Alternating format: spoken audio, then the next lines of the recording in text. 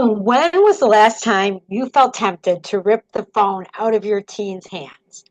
If you've ever felt that way, that's okay. You're definitely not alone.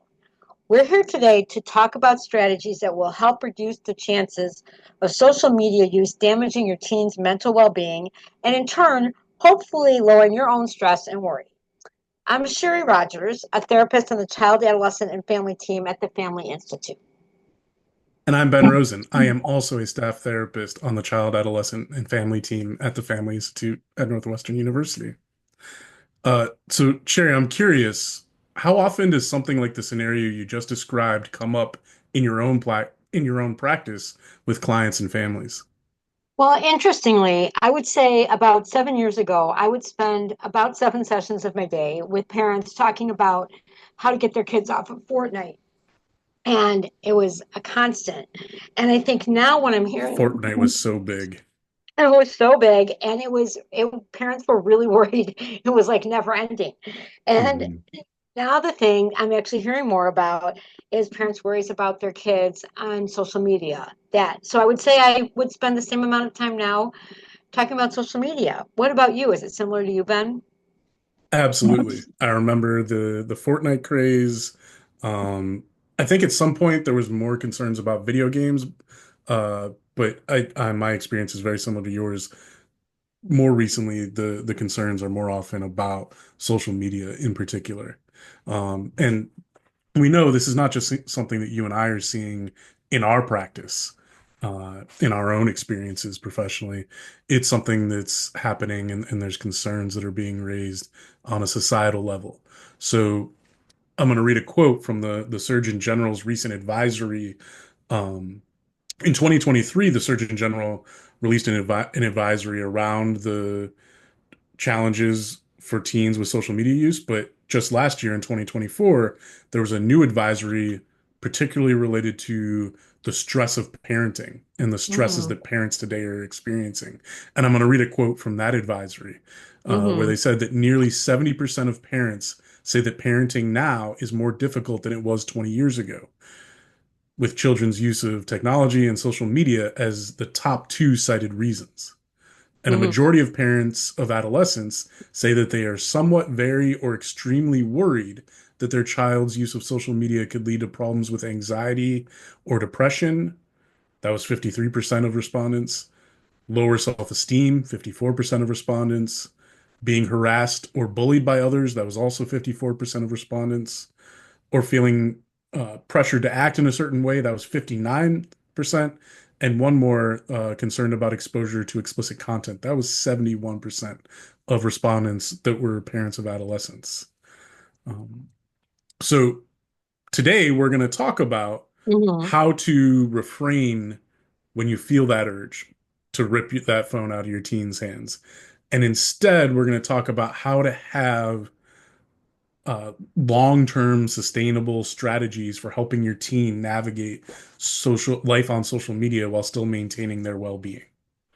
We'll cover some of the common risks and potential risks, as well as some of the potential benefits to well-being of social media. Yeah, I know And families are going throughout, to want to hear that. yeah, it's there's a lot of important nuance to this, and I think a lot of parents see that. Um, but it's important to talk about because the risks that are thrown out there are just can be so terrifying that it's Right. easy to then just zoom in on those and not see the bigger, more nuanced picture. And so we're gonna provide some of that nuance today. And we're gonna emphasize throughout the importance of communicating effectively with your kids and specifically with your teens. That's what we're focused on today, communicating with your teens openly and transparently. And then we'll end our talk today talking about specific strategies that parents can use to help teens balance life on social media with overall activities that we know are beneficial to well-being. So, Ben, I know you like to start with a little historical context. Can you show us Absolutely. that? Absolutely. This is one of my favorite parts of talking about this topic. And, I I came to talking about this topic for audiences because it was happening so much with the families I was working with.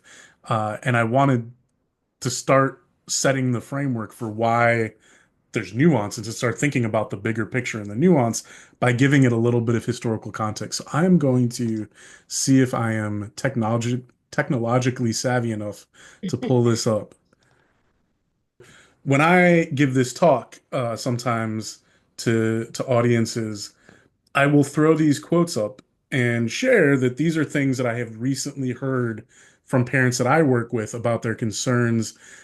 Some of this is social media related, some of this is more just digital and online activity. But concerns, and I'll often ask the audience if this is a live talk where there's a live audience, how many of them, as parents of teens, have had these same concerns? And Sherry, do Mhm. you just, I'm curious, do these seem familiar in terms of concerns you've heard from parents? Oh, definitely. Yes, definitely.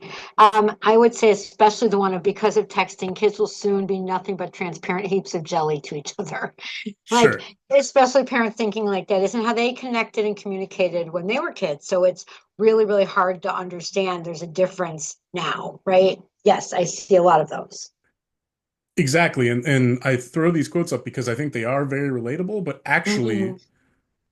I'm pulling a little bit of a trick on the audience because these are not actual quotes I got from parents in my own work.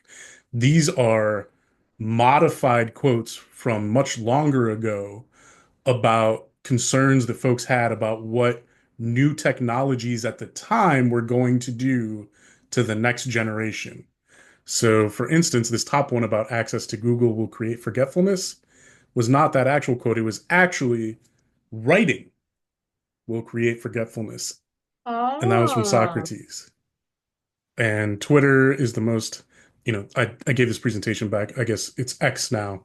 Um, but this presentation was originally compiled before then. Is Mhm. the most powerful of ignorance's weapons. That was actually Tolstoy about printed Oh, material as opposed to handwritten. The texting, the one that you emphasized, which is so common, was actually from a 1877 New York Times editorial about the effects of the telephone. interesting. And the last one was from Gramophone magazine in 1936 about divided attention. Interesting. Hmm. So One more. Yeah, sorry, go ahead, Sherry. no, I was just going to say, so basically, the thing that I think is surprising for most of us to learn is these situations are current and definitely over generations, over centuries of generations. It's Yes, helpful to see yes. It's that, that right? as therapists, we like to say the both and. It's both. Right, There are current real concerns and they're right, not brand new. right. Um, One other I like to, this is back to what you say you often hear from parents of the teens you work with, this concern of, I see them just sitting there on their phones, not interacting with each other, right? Um, I hear that a lot, and I get concerned about that myself too. But to put it in some historical context, I found this cartoon from 1907 from this is from a satirical British magazine. I forget the name of the magazine. I'll try to find it in my notes. That's Um, great. but the caption here, this is around the advent of the telegraph. And the caption is, these two figures are not communicating with one another. The lady is receiving an amatory message and the gentleman some racing results. So obviously this was a concern uh, way back when with a different form of new technology for that time. Funny. Yeah, so that's one of my favorite things to do is to set the stage for this conversation by adding some of the historical context. Um, but despite this not being a brand new phenomenon of concerns about what new technologies are going to do for uh, social skills and mental health and well-being, that's not to discount the risks and challenges that come with the current technologies that we're facing, including social media. And so I know, Sherry, you have some statistics to share on some recent trends with mental health and some of the challenges amongst Yeah, teens. Yeah, in the recent years, which interestingly, I wonder what it would have been like back in those old days of the pictures you're showing. But in recent years, according to the CDC, in the last 10 years leading up to the pandemic, so not just the pandemic, but even leading up to the pandemic, um, there was feelings of persistent sadness and hopelessness that had increased by 40% for teens. And the National Institute of Health also noted a significant increase in anxiety in the past 10 to 15 years. So as we're saying, I know a lot of people do feel like there's definitely been a bump in the last 5 years, but it was building even before that we saw For that. sure. For sure. And those, I mean, wow, those rates are well documented and can be alarming for sure. But again, there's important nuance to consider, which we will do throughout this talk, as we've said. And I know there's the general trends, but then there's also some specific risks that have been at least associated with. Oftentimes it's hard to, in the research, make strong causal links that social media is causing some of these risks, but at least we know that they're associated. And I know, Sherry, you were also doing some reading on pulling together some statistics on some common specific risks with social media use. Right. So there's also a statistic that between 2016 and 2023, excuse me, the prevalence of diagnosed mental or behavioral health conditions among adolescents increased during that time by 35%. And this is according to the World Health Organization. And the timing Mhm, of these increases matches the timing of the release of smartphones and the boom of social media. So that's like, again, we're not saying it's a direct link, but it's certainly something to look at as a parallel. for sure. Yeah, and these rates, are well documented and can be alarming. And some other statistics I had was according to Yale Medicine and Northwestern, 35% or more of adolescents are spending more than 3 hours per day on social media, and those kids have a higher risk of symptoms of depression and anxiety. And that this is a really, to me, kind of a startling number. I guess if you put it as a number, is that the average teen looks at their phone more than 80 times per day. Um, there isn't a statistic necessarily that adults don't, but that is really like it's just a startling kind of number. Sure.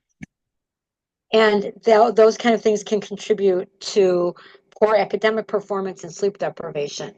So we know if kids are having their phone in their room at night and it's going off or it's doing anything, it's going to interrupt sleep. That's something that would go with that. And that there's also a higher increase of bullying and peer victimization. So sometimes when kids are looking at social media, and I think we know most kids, well, adults too, but most people post social media as the positive events in their life, or they'll post pictures of themselves with other friends and with peers. And that often leads to kids feeling left out. Sure. And one of the things that we say is that it can open a door to conversation about how to interpret what you're seeing on social media. Ben, wouldn't you say you see that too? Absolutely. I had in my training when I was still a therapist in training, I had a supervisor talk about, it was one thing before social media to have this sense or to kind of hear people talking about social events that you weren't invited to as a teen, as a high school student, for example. It's a whole nother thing to be able to see it right there on your phone, the pictures or the video clips of peers, friends hanging out, engaged in activities, having fun to something that you might not have been included in. Right. And what that might imply to you. And that's one of the things that we also are going to talk about is strategies of how to have a dialogue with your teen about that. Another thing that Mhm. was like a startling statistic, because this is also newer and, like Ben said, the and both, it's newer and not. Um, Sure. but the particulars of it is cyberbullying.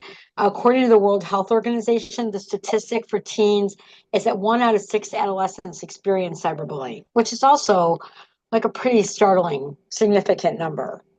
hmm And just to add to that quickly, to add a little bit of qualitative sense to that quantitative statistic, I had a colleague in graduate school who focused her research a lot on peer victimization and bullying, and particularly online.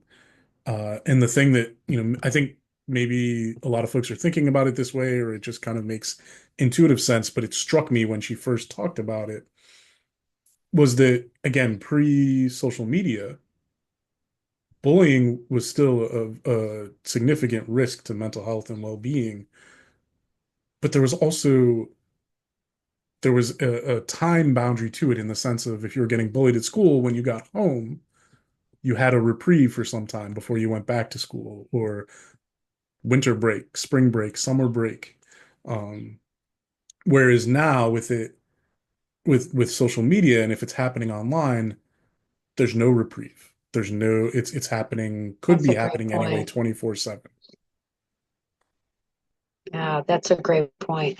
Because what they were also describing about cyberbullying is people just post pictures up that a kid then can't take down. The content is there all the Mhm. time, So yeah, that's a really good point. It's such a different, it's just that's a different form. It's different. Absolutely.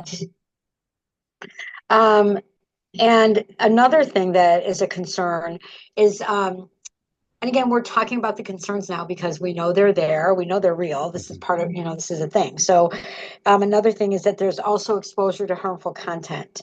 Like, people can see sexualized content, they can see self-harm, they can see violence. Um, I work a lot with eating disorders. It's one of my specialties, and there's a lot of websites or social media sites that are unfortunately glamorizing eating disorders, and that kids sometimes really find bonding in that way in the illness, and that's another thing that can be harmful content. And it can really, social media also complicates the challenges of disordered eating because a lot of the pictures that are seen are like glorified again body image, and it can contribute to teens having very negative self body image when they see those things. If I can ask a follow-up, Sherry, in terms of your own practice, because like you said, you have a lot of expertise in working in this particular area with teens and with families. How often, when you are working with a teen who is experiencing challenges with body image or possible disordered eating, is it 100% of the time? Is it less than that, that's at least exacerbated by social media? Are you always having to think about social media as part of like something to take in consideration through treatment? That's a great question, and I would say it's a majority. I really think there's a range of how people what they struggle with and what they see, but I think that I would say it comes up in the majority of my clients, just because a lot of times again they're seeing either um, just like presentations from other kinds of social content, like models and actors and actresses that are, we know this, and I think actors and actresses even say it when they're being honest, that those pictures are photoshopped and they're Right. all cropped and there's stuff done to them. But when you view it and you're experiencing very bad body image, that's not the first thing that you think of. So I think that comes up then, and how kids also see their friends, and what they see in their friends. If I just like a quick snippet about eating disorders is it is about food, it is about body image, and it's really an emotional illness. And the reason I'm saying that in relation to this is that feeling left out or feeling anxious is also a really big thing that sparks Mm. that. And so a person struggling with an eating disorder may really only look at the part about the body, gets hyper focused on that as opposed to just feeling like, oh, I feel badly. It's not always easy to see it that way. So in that way, Ben, I would say it comes up frequently in That my. makes sense. And I didn't think about it, but it makes a lot of sense of why, even indirectly, if it's not directly related to body image or information about disordered eating, it can still indirectly be a stressor and a trigger for those symptoms. Right, right. I would say that's true. That's fascinating. Right. So, um, we're going to talk in just a little bit when we get to strategies. We will come back to this and hear more from your expertise about when you are working with clients who are experiencing those types of challenges, what types of strategies you encourage parents to use to help support their teens. So we will come back to that, but it's first important to be aware of those risks. Right. Um, there's also so we talked about you mentioned some of the most common specific risks around uh, exposure to harmful content, um, body image challenges, depression, anxiety, this uh, feeling left out, or cyberbullying and harassment. There's also, and I think this one is a little bit less well documented because of the nuance that's involved and how hard it is to measure. Um, but there's at least a common concern that I hear from parents, and I'm curious, Sherry, I believe you said you often hear this as well, that there's this more general concern that, well, if my kid's on social media, it means it's taking away time from other activities that are important for their health and well-being. So, well, my kid's on social media instead of socializing face to face in person with peers, or my kid's on social media instead of uh, getting exercise and physical activity and getting outdoors, or my kids on social media, they're not interacting at family dinner, and those types of things. And uh, there, when I say there's a lot of nuance, one of the things I often talk about is that again, there's some maybe correlation, like the statistic you used earlier about 3 hours or more on social media a day leads Right, to a documented increase in risk for depression and anxiety symptoms. Well, that's one of those conundrums where is this correlation, is this causation, meaning are these two things just associated or is one actually driving the other? And, I talk with parents sometimes, again, putting it into context.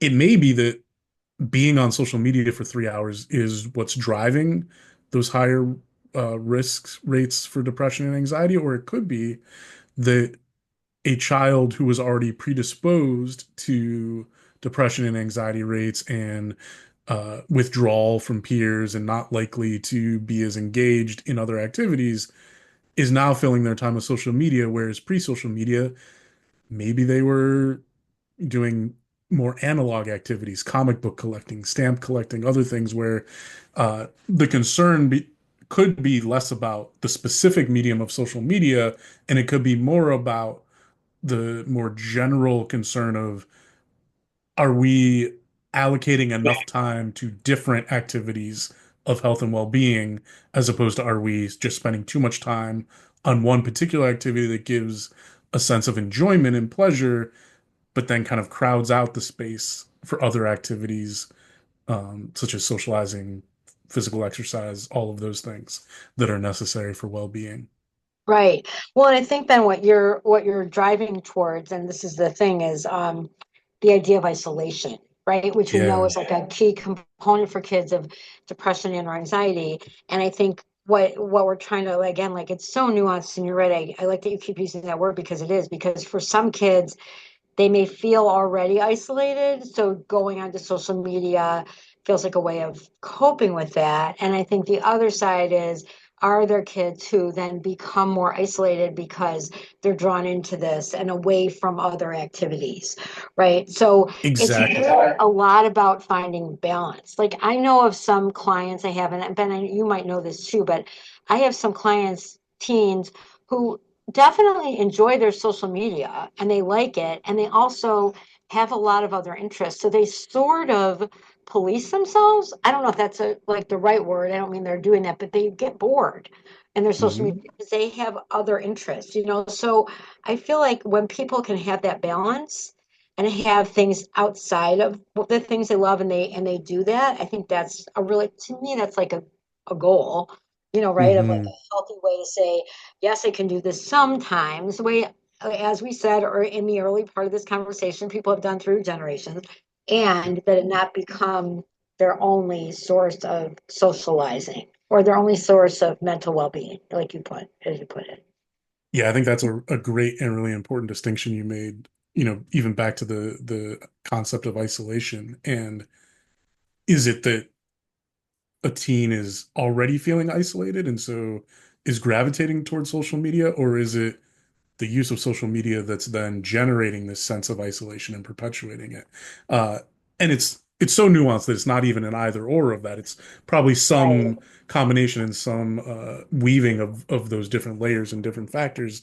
But it's important. So, like in the clinical work that we do, when we're zeroing in on just that individual client and not thinking about larger societal trends, it's important, really, as we see with our clients, to get into understanding their unique and contextual experience with social media, and how much that needs to be targeted versus more general activities of well-being and health. But I think also you brought up another really important point around social media as a possible avenue for connection. And I know we've talked about some of the potential risks. We also wanted to talk about some of the potential benefits of social media because that often can get overlooked, especially when there's alarming statistics about the risks. Um, Sherry, can you share some off the Yeah. top of your head, whether it's general themes or like some with specific clients that you've worked with or you've seen the potential benefits of social media? Yeah. So one thing I would say a couple things, and this might sound a little bit obvious, but for example, during the pandemic, and I'm just saying this Yeah. because I saw this come up so much, where all of a sudden, all of us, our lives, were abruptly changed, and I'm saying that because I think that made a big difference, like abruptly. And so Mhm. for kids, I think that was really, I mean, for adults, it was hard to wrap our brains around, but for kids, I think they didn't have their sports anymore. They didn't have their typical ways of connecting with, they weren't seeing friends during school. It was a completely different world. And I think when kids could find social media, I'm going to use a specific thing. I remember a lot of kids played, um, oh, I can't think of the name of that game. Animal Crossing, Animal Crossing was one, but the other one, I'm sorry, Fortnite. it left my Oh, head. There was a okay. game they we can do Minecraft, that. I can't think of it. It was like the Roblox, one. Call of Duty. No, there was Sorry, one I'll that was stop like an throwing things out. online. No, it's okay. Don't come to me. I'm so sorry, but Among it was Us. like a common Among Us. Among Us. Among Us. Thank We you. got there Among, eventually. Among Us.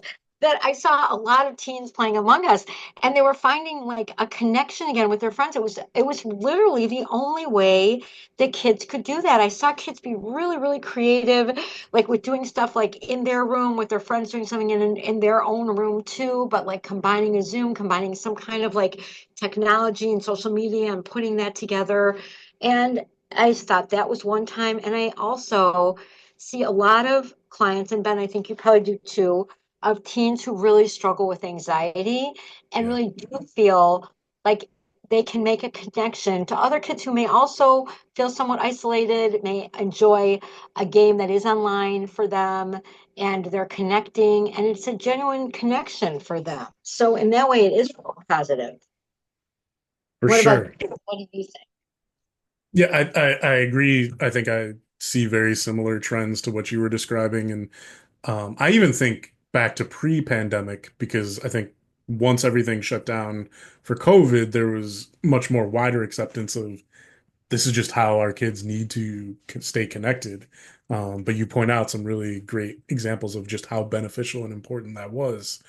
But even pre-COVID, I think about clients, like, for example, several clients who are what's called neurodivergent. So they may have a diagnosis of ADHD or autism spectrum disorder, for example, who had some difficulty feeling like they in their schools and in their neighborhoods found a sizable group of peers that they really could connect with and relate to. But because of social media, were able to find peers who were maybe also neurodivergent in maybe in different ways, but there was enough commonality that they could feel more connected to their peer group, and folks that they could relate to. And uh, the thing that we talk about nuance, we talk about balance. Um, Same with clients who have anxiety who are able to find meaningful connection online where maybe that's more challenging in person. Um, the idea is there's a lot of benefit there, especially if we find ways to balance it. We don't want it to completely supplant interacting in person. Um, but if you can still find ways to interact and socialize in person and also have these points of connection on social media, that's actually a really big benefit. And I think about, I've had clients who struggled with thoughts of self-harm, and it was their online friends who they felt most connected to, who they were able to open up about that and able to receive encouragement and advice of who to reach out to for support, to get that support. Whereas I don't know if they would have had someone that they felt like they could go to in person to talk about it. And so that's like a That's more a extreme example of the potential benefits of having connections on social media. That's a great point. For a lot of reasons, people who are really struggling and feel like shame in coming to someone who don't know who to go to first, and there's a little bit more distance and connection. Again, we talk about the and both with someone who's online. And I've also seen, Ben, like what you're describing, some more online support groups. Like we know those really Yeah. developed a lot during the pandemic, and as we say, like in the silver lining, the things that people have been able to keep up with and still have those kind of connections are definitely really helpful. Like with, as you're saying, with self-harm, I've seen that also with eating disorders. I think we've seen Mhm. that too with people who struggle with depression and felt unable for many reasons, transportation wise, convenience wise, a lot of reasons that didn't feel like they could go to like a higher level of care kind of group. So they look for things that may be online that can Mhm. help support their um, other other types of mental health support. Right, right. Right. Or even if, in addition to that, also just sometimes, again, some clients who, whether it's because of neurodivergence or other reasons, have feel, they can connect with friends and people at school and in the neighborhood, but they really feel like they can just be their true selves without fear of judgment with some of their friends that they've met online who again have more in common, and more that they can relate to. Right. Um, All right. Something else that we found as a potential, as a benefit, I think, Ben, as you're saying this, is it also in a lot of ways expands people's worlds, right? Like yeah, online, having people that they wouldn't know otherwise that live in another state. Or, and again, we want to help them be very careful about risks that the people are genuine, and we're going to talk yes. about that with strategies. But when they are, it really does expand that world. Yeah, I think that's a great point. It expands the world. It also expands opportunities for like creative outlets and engagement. Clients who, I have Right. a client who is big into creating music, or clients who are big into digital drawings and art, clients who are big into fashion, and fashion Right. design, and finding outlets. Like there's a wider array of outlets for that. Not that there's no outlets for that in person. It just opens up the possibilities of outlets for those creative pursuits, and kind of enriches that part of their lives. Um, Another thing that I was thinking about too, and I remember uh, a talk by an educator who had written a book about parenting, in this topic, parenting kids in the digital age. And one of the points that the educators made that I think really stuck with me, and I think speaks to how I've been thinking about this all along, is that, you know, for us, we didn't grow up with social media, right? And there's this sense of there's real life and then there's online life, and that you can keep them separate. The same way it's like, you're watching TV, okay, turn off the TV, come do your homework, come do, that they're more separate. Whereas teens today, it's not conceptualized as separate. It's all life, online life and offline life That's a are good point. interwoven. And so I don't know if this falls into risk or benefit, more so just a description of what it is now, is that uh, not having social media cuts teens off from part of that life in terms of being able to connect. That's where a lot of conversations, a lot of plans for meeting up in person, a lot of like Absolutely. social capital of what topics are people talking about, what's happening in the world, what's happening in our social ecology is happening both kind of interchangeably in person and online. And so it's doesn't make a ton of sense, or it's not really even that feasible to just think of it as two separate things where you can cut one off. Right. Well, you're just making me think of something else because it's such a big part of our world now that even, like institutions use it as a way to connect with each other. And I'm Yeah. thinking of like, that's their platform also, right? Like high schools. And I have a lot of high school seniors I'm working with who have their high school Instagram page to say where Mhm. kids are going to school. And it's a way that they're all connecting. I mean, it's such a standard thing, Exactly. right? So yeah, so that's like a positive, and it's a part of, Ben, you just put it really well. It's not like an either or. That's a part of all of our culture now, right? So I Mhm. think kids would feel very left out if they couldn't participate in something like that. That's part that that's like, I'm trying to think of the right word. That's like, you know, administered by their school. It's not even like, Right. off the school. I mean, that's how schools operate too. That's, I know how, that's how we operate. That's what the Family Institute does a lot. I mean, we've moved into that time. So Sure. I'm pretty sure this video is going out on social media right, platforms and how we're right, trying to connect with parents who might be interested in this information or have concerns related to what we're talking about today, right? right. Um, So we've given some of the historical context. We've highlighted some of the potential, most common anyway, potential risks. Obviously, this is not an exhaustive list. We would have to spend hours here and spend most of your day talking about, but the most common risks and potential benefits of teen social media use. We're gonna transition now to the last big chunk of our talk today, which is talking about, okay, given all of this information, what can parents do and what do we as therapists encourage and support and guide parents in terms of how to help their teens navigate social media while maintaining their own health and well-being. Yeah. And so we were, yeah, go ahead, Sherry.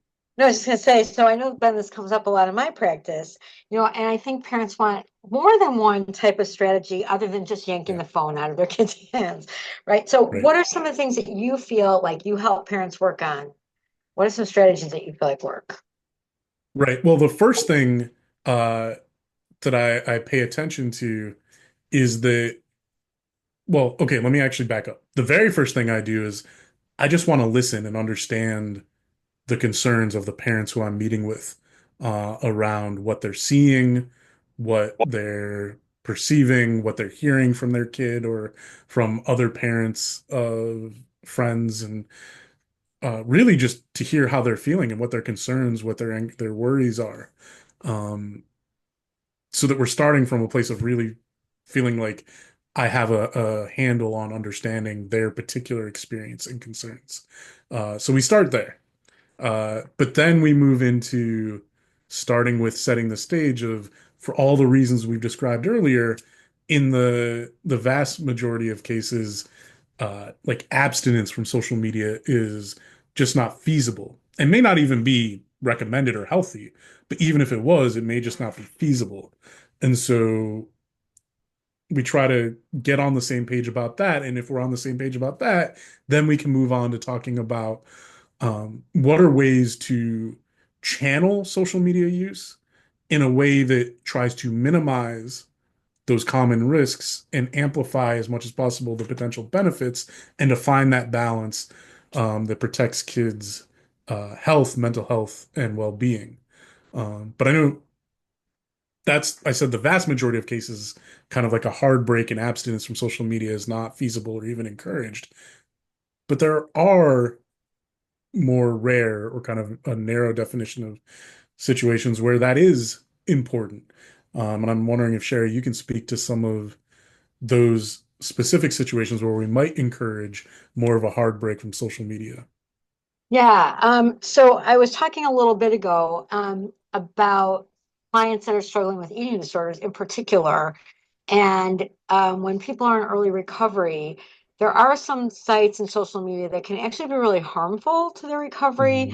And again, Mhm. like Ben is saying, this isn't always, but in these kind of cases, where someone's in early recovery or really struggling, we do recommend a hard break from things that may be like a calorie counting site, or things that are really about pro eating disorders. There are several eating disorder sites that could glamorize behaviors, and they're not helpful to people in early recovery. And it's hard for the person struggling to have kind of the way we keep using the word nuance, but because the eating disorder can be so powerful and strong, Sure. they really need to just have a like hard break from anything like that. And we do talk about again, like staying away from calorie counting sites, staying away from things that promote particular types of body image, like modeling sites, things like that, that would be very confusing to a person with an eating disorder thoughts. So Right. that's, and then also, I think we also talked about the same thing with self-harm. If people are finding someone on social media who's also struggling and they're like they're not promoting recovery with each other, that is not a helpful either. Mhm. Right. So it Uh, depends on what the teen is experiencing and right, also the type of content and experience of what they're engaging with online. But depending on that combination, there might be those situations where for safety, it's important to consider a temporary kind of hard break. right, That makes right. sense. Yes. That's a good, Okay. yes, absolutely, for safety. Yes. That makes sense. Well, so Are there other again, times where you would see that, like a heartbreak may be recommended? my inner therapist wants to say, well, sure, it depends. Right, Um, right, right. But I think it relates to overall safety. Like maybe it's extreme online bullying and harassment and just needing a hard break from that while we build up some internal that's a coping skills and building up some environmental supports before, being able to come back to social media fortified with more coping strategies and supports so that the teen is better able to successfully navigate the social media world. right. Yeah, that's another great one because that also relates to safety. If someone's Exactly. experiencing cyberbullying, so that's a yes. So that's a good way to look at Exactly. that. Exactly. So again, in the beginning, kind of listening and really understanding what the specific concerns are so that we can keep ears out for are these very specific and somewhat rare situations occurring where for safety we would advocate a hard break, temporary, but hard break from social media.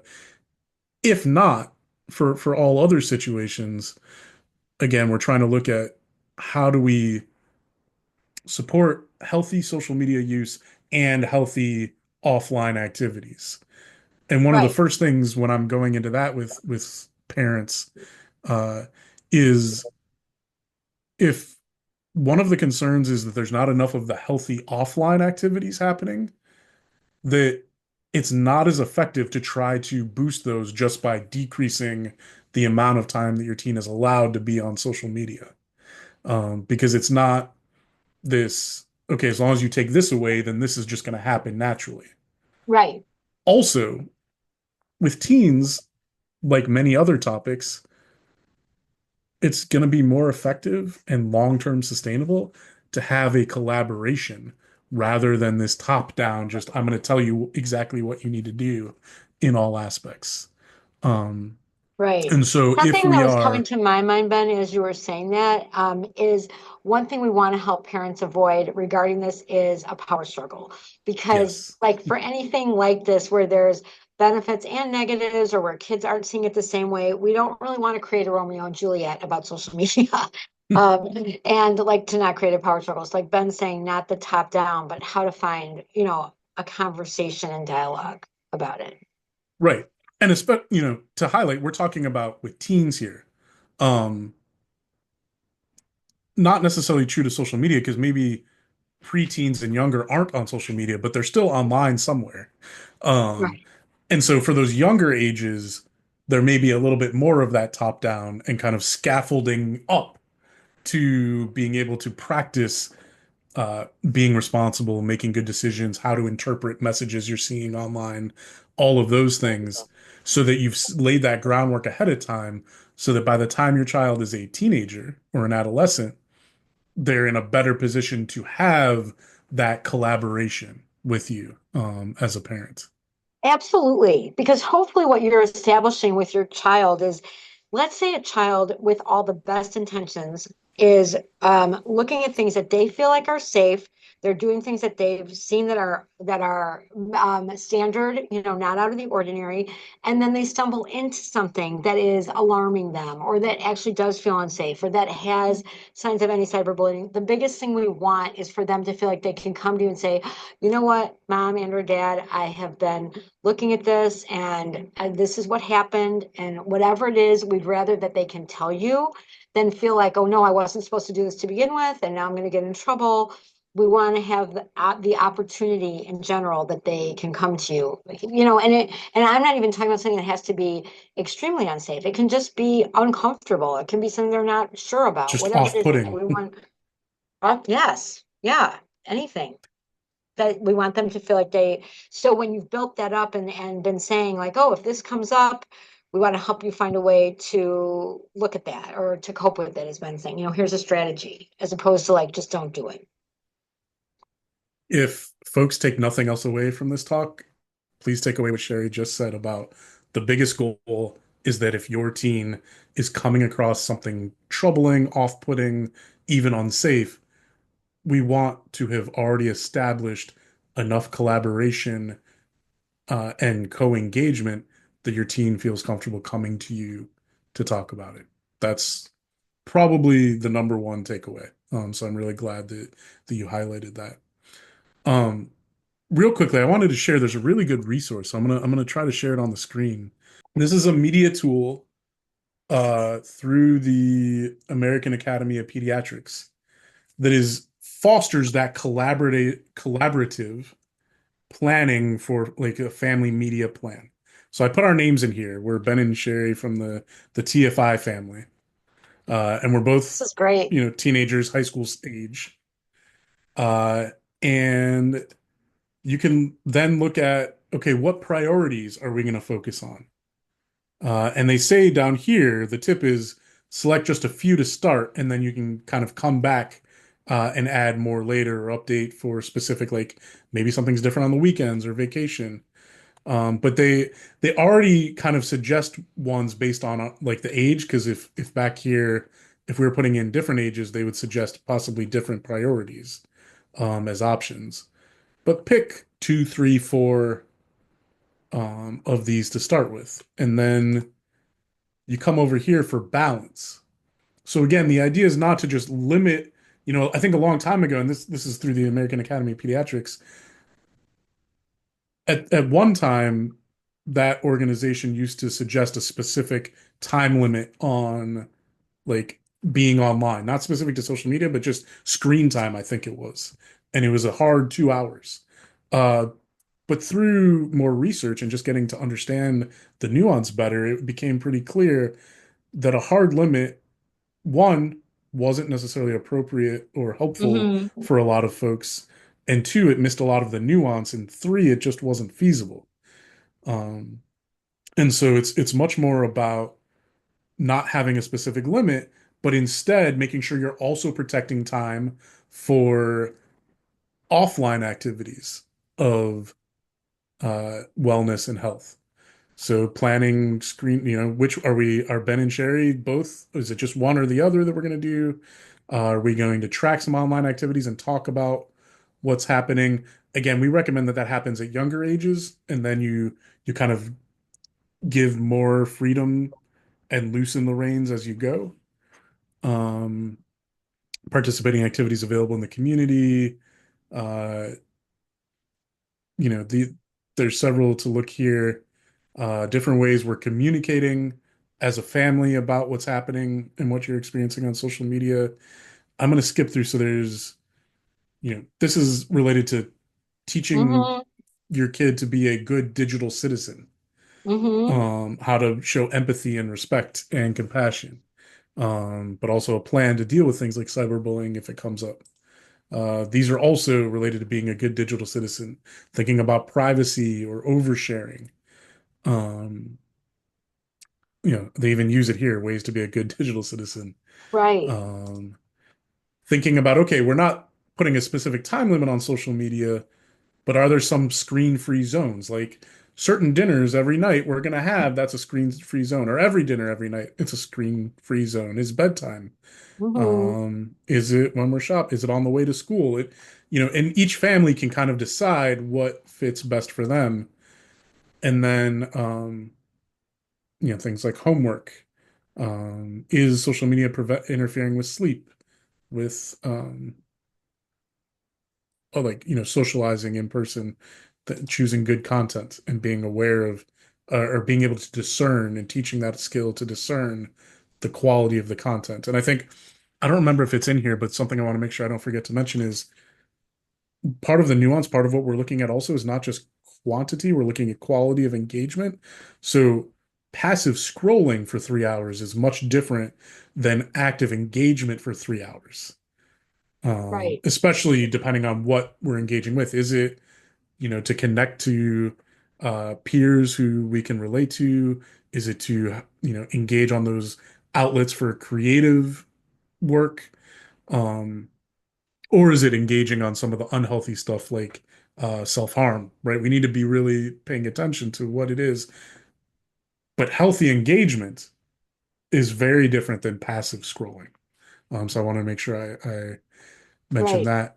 And then, what are we doing as families to co-experience and to talk about and to engage? Right. I love this for so many reasons. And as Ben, you're talking about things that are great takeaways. This is an excellent takeaway as a tool, as a strategy. It's clear. There's a lot of things that show parents not just like setting a limit, but joining with their kids. Like we're part of this. And I feel like Mhm. that's such a big thing. Again, like I am a person, to be honest, who's not very tech savvy. And so most of my clients are way more tech savvy and probably already feel like this is something that they're open to doing. But I think kids also so appreciate, like if they're looking at an app, I saw one of the last things on there is looking at apps together, like trying to Mhm. plan things. I think that's so helpful. And another thing about this tool that I love that Ben just put up is it's structured, it's clear. There's like things that you guys are all that everybody in the family is aware of, so it's not surprises, and I think that's an excellent tool. Thank you. Yeah, no, it's one that I always recommend families look at, and I'm happy to walk through it with families to figure out what their priorities are and what they want to focus in on and what makes sense for them to focus in on from that tool.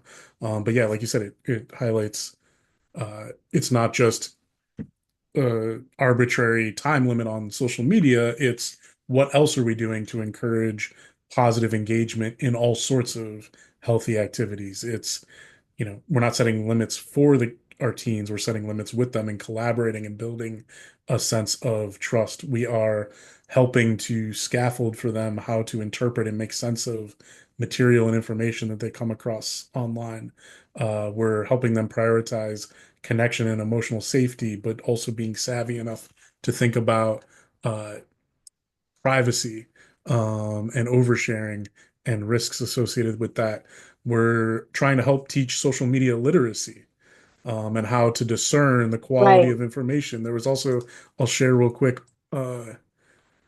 there was a couple other websites that I just came across. So I can't say that I've used them myself, but I've heard good things about, or recently is, you know, a website where you can help, it has you practice spotting the troll, which social media content is from a legitimate account or an internet troll, or spotting fake news and how to Hmm. practice that with your teens.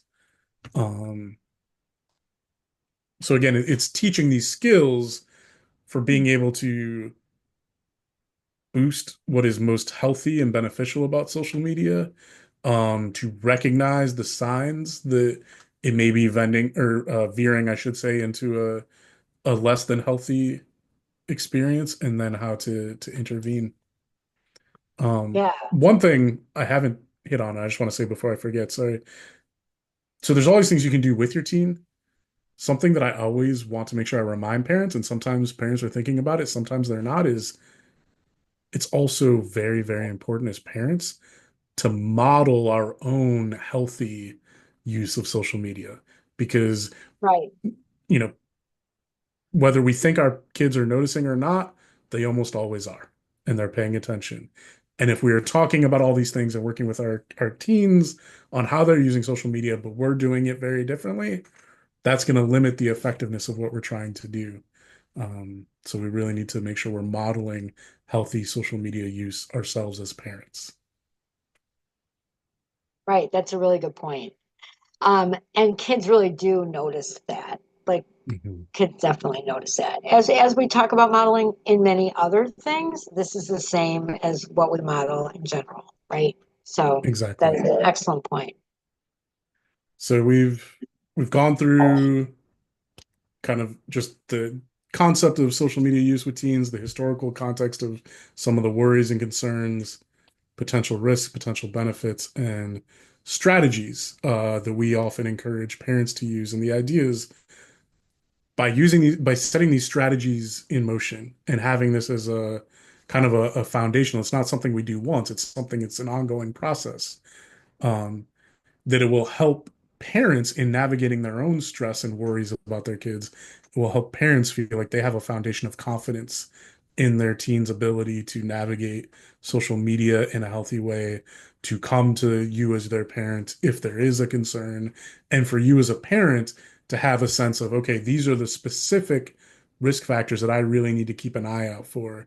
And if so, address it either yourself or maybe it's time to reach out to a professional such as a therapist to get some added support. And we want families to know uh, you're not alone. This is almost all parents of teens are experiencing this. But if it comes to a point where you would like to seek some support, we have well trained and expert trained therapists at the Family Institute.